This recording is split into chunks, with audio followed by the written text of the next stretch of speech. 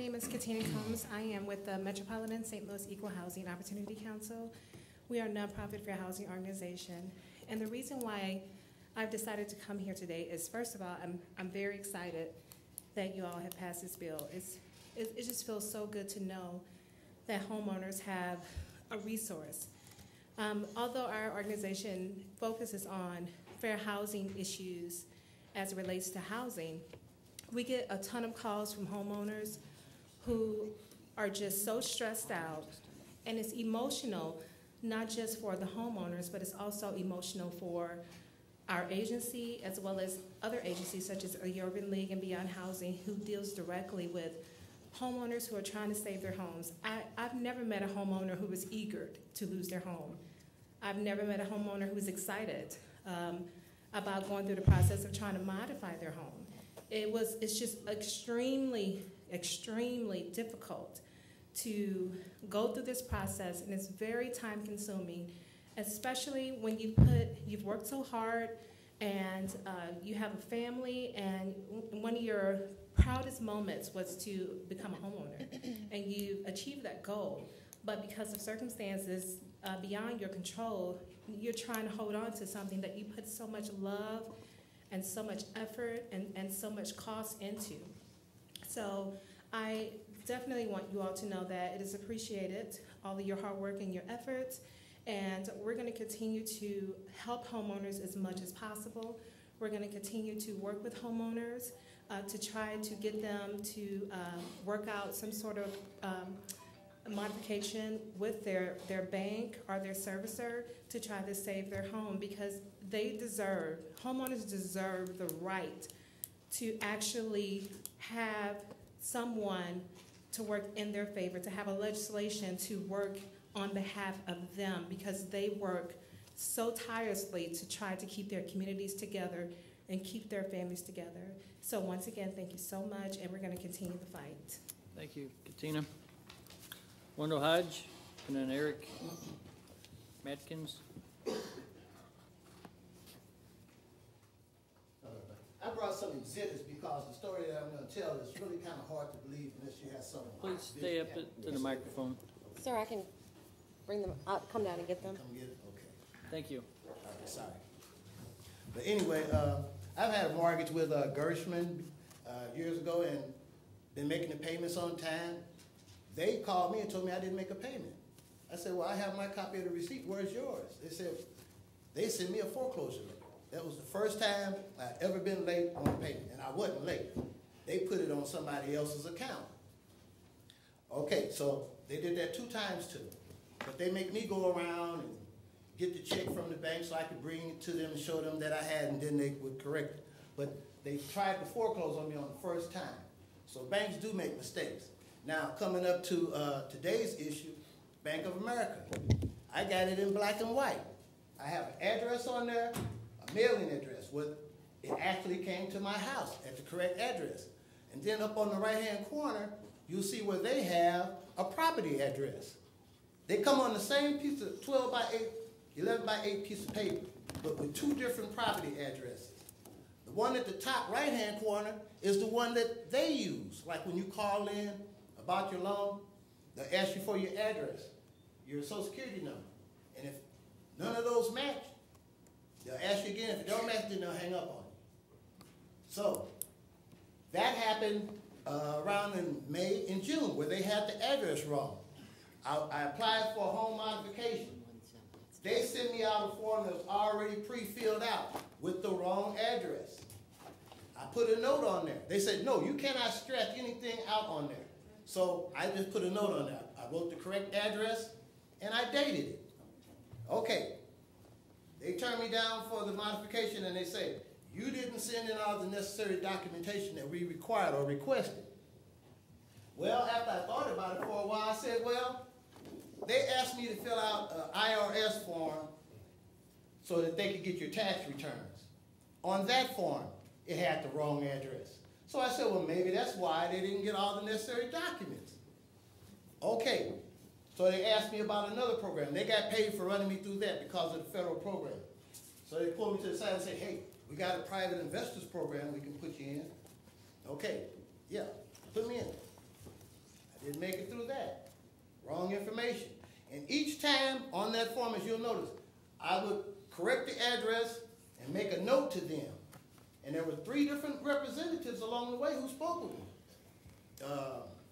Kay Lewis and several others. And none of them took the time to make that correction. Now, to me, at first I said, okay, what's the honest mistake? Typo. But you'll notice that every statement that came 3 or 4 months later still had the same mistake.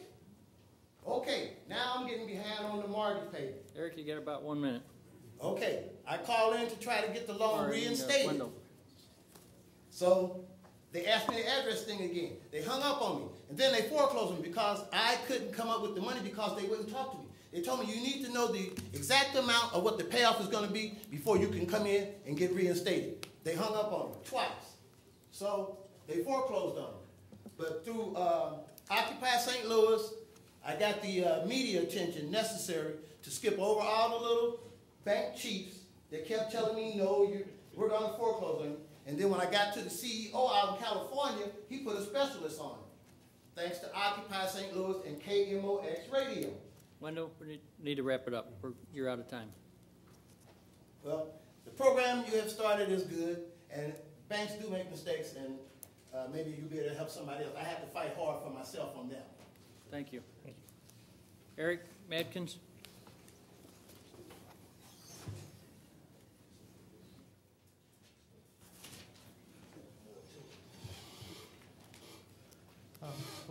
Good evening. My name is Eric Madkins. I'm Division Operating Officer for the Urban League of Metropolitan St. Louis. I'm also lead for the Foreclosure Intervention Task Force of St. Louis, and then also I'm a St. Louis County resident. I actually reside in North St. Louis County. So, well, first and foremost, I would like to thank the leadership of St. Louis County for the passage of this bill.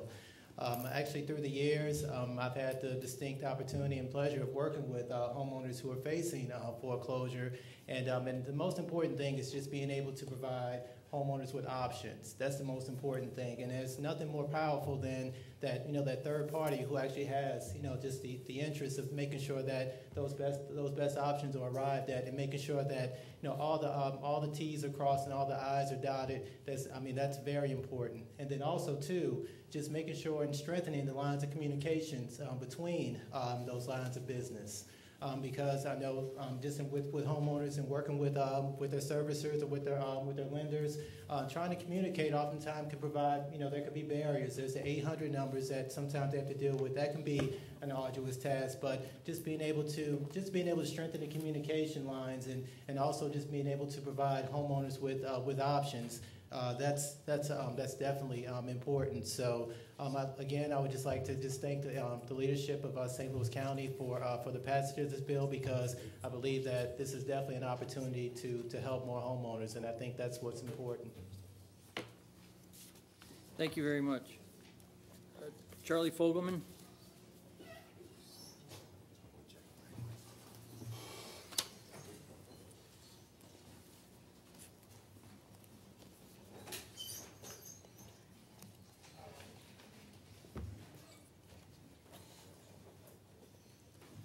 My name is Charlie Fogelman. I live in Kirkwood in District 3. I've got a different cut on this, I guess. I purchased a building a few years ago that had been abandoned, and it was owned by the banks. It had been foreclosed, and it sat idle, empty, vacant for a couple of years. The pipes froze, the boiler froze, the vandals broke in, they stole the plumbing, it was a mess. But I bought that building because I needed a place for my son to live, and I figured he and I could fix it. And we did, and we worked on it for 3 years. And it's quite a nice building, and my son lives there. It's a 2-family, and another tenant lives downstairs. And it's working out well. But the point is that when the bank owned that building, their stewardship was terrible. They just let it sit. They didn't drain the plumbing. They didn't do anything to winterize it. They didn't go and look at it. They didn't care that there were people living in it, squatters. And I don't think that that's good for our county. Those are St. Louis County assets. Those are not really, the banks carry them as an asset on their balance sheet. I understand that. But those assets are St. Louis County assets. They were here 50 years ago or 100 years ago. They'll still be here in 50 years. And they'll still be part of St. Louis County. And the banks come and banks go and they're bought and they're sold and whatever else. But I think we need to protect those assets. I think they're valuable. Especially some of the old buildings that were really built quite well. The one we have is very nice. So I have a little different view on it, but I think that that's a way to look at it that would help keep people in there, keep the neighborhood strong. That's important, and that's how we can do it.